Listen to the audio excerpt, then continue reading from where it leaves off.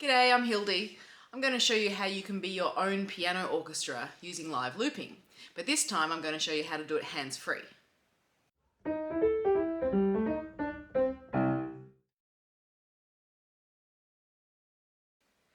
For demonstration, I'm going to show you how I performed an arrangement of a piece called Last TV Fake. Is that what it was called? Called Preparation for Last TV Fake, from the movie Goodbye Lenin, with the soundtrack by Jan Tiersen.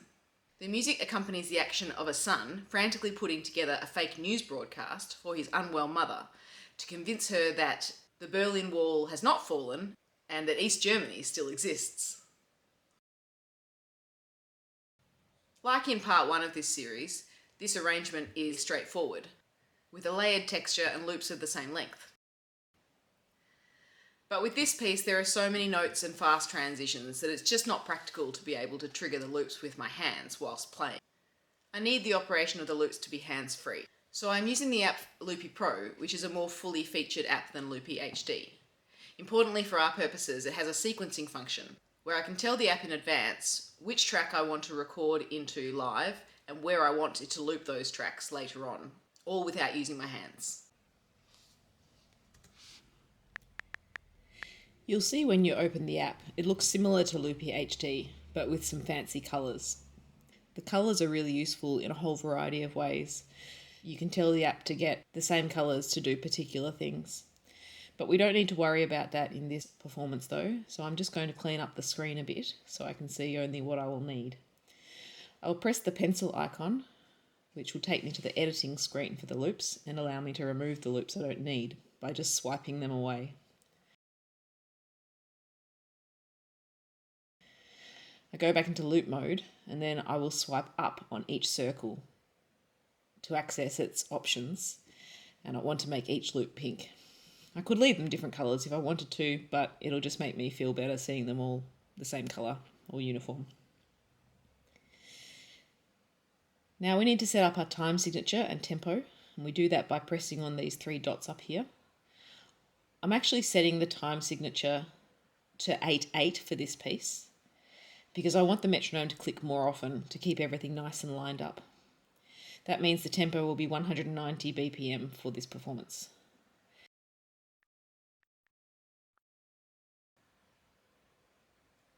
You can set the loop length here, near where you set the metronome and time signature.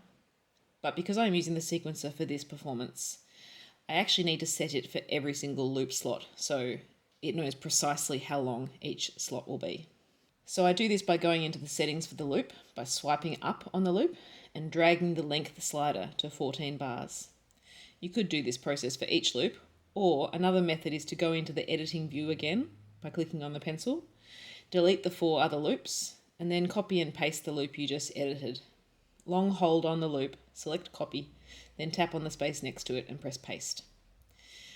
Do that again a few more times, and then you've got 5 loops with the same settings. Once I've done that, I go into the sequencing view of the app. Down here you can toggle between loop view and sequencer view and editing view. There's also a mixer view that you can bring up, but we won't be looking at that today. So now we're in the sequencer view, and I can look at my arrangement and see that the first thing I want to happen is to record my first 14-bar loop. So I simply tap into the first bar of clip 1, and it will place an empty 14-bar clip into that spot. I press the arm button and then turn the arm recording setting on. This means that when I press play, that clip slot is ready to record input. Let's test it.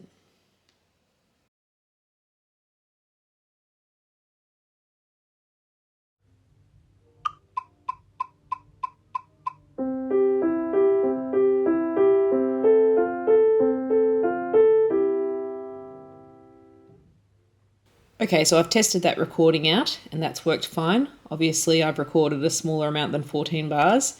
So if I wanted to, for some reason, I would be able to tap on that clip and it will bring up some options. I can delete or copy it. I can also tap on the 2 lines at the end of the clip and I can drag that to make it shorter if I want to. But for my purposes here, I actually do want the 14 bars, and that was just a test recording. So I'm just going to press the undo button and get it back to the 14 bars long. Then if I zoom out, I can see that I've got room, and I can tap again on the empty spot just next to the clip that I just recorded to tell it to play that clip again there. And I can tap again in the spot next to it.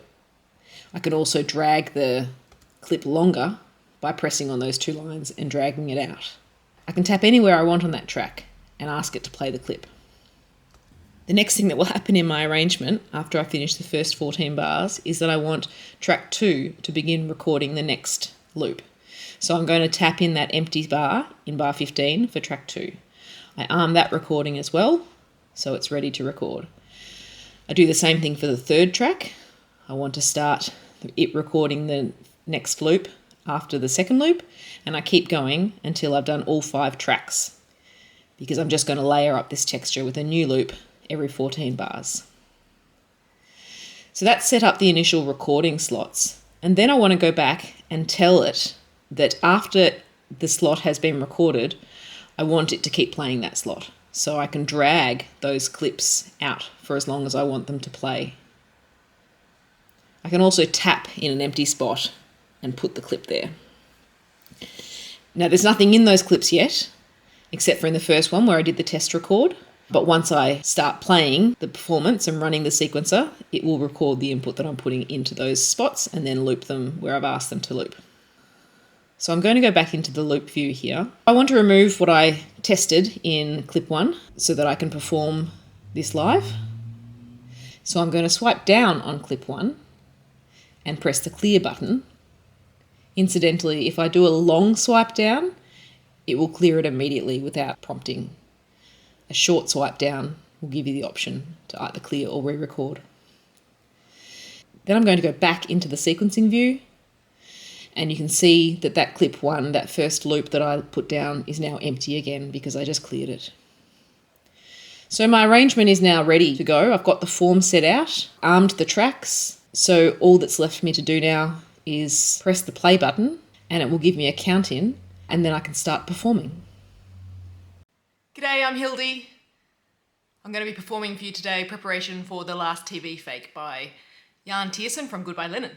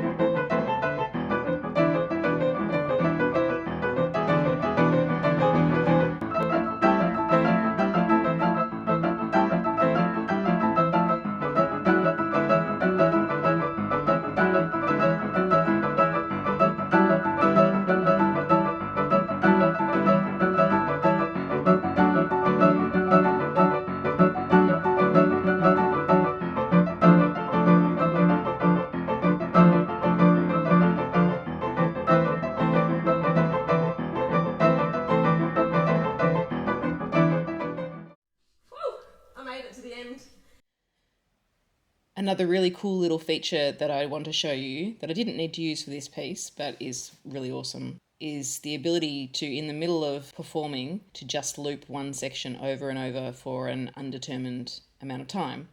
You might be in the groove and want to just keep looping over a particular part and improvising over it or something. So if you go down to the bottom right hand of your screen, you'll see that there is a little circle loop indicator. You tap on that and you'll see that you get then a yellow bar up the top in your timeline. You can tap on that yellow bar and lengthen it or move it. And what it will do is when you get to that part in the recording, it's going to loop over that bit over and over. And I'll show you with a test here. So I'm just here recording my voice, just doing a test. And when it gets to that yellow loop part, you'll see that a little icon just above it, little loop icon with an arrow pointing out of it appears. So basically, we're going to stay in this yellow section here now until I tell it to come out of it by pressing on that little circle with the arrow icon. So you'll see the playback cursor goes back to the start of that yellow loop section now, and it will keep doing that until I press the button to get out of it, which I will do this time round. And you can see now it's changed to a pause button, so that means I'm now going to be coming out of this loop, and it continues on into the next part of the arrangement. So that's super handy. You can tap on the loop, you can disable it, say you don't want to use it for a particular performance because you've got to do a short performance, and you can re-enable it for another performance, or you can remove it completely.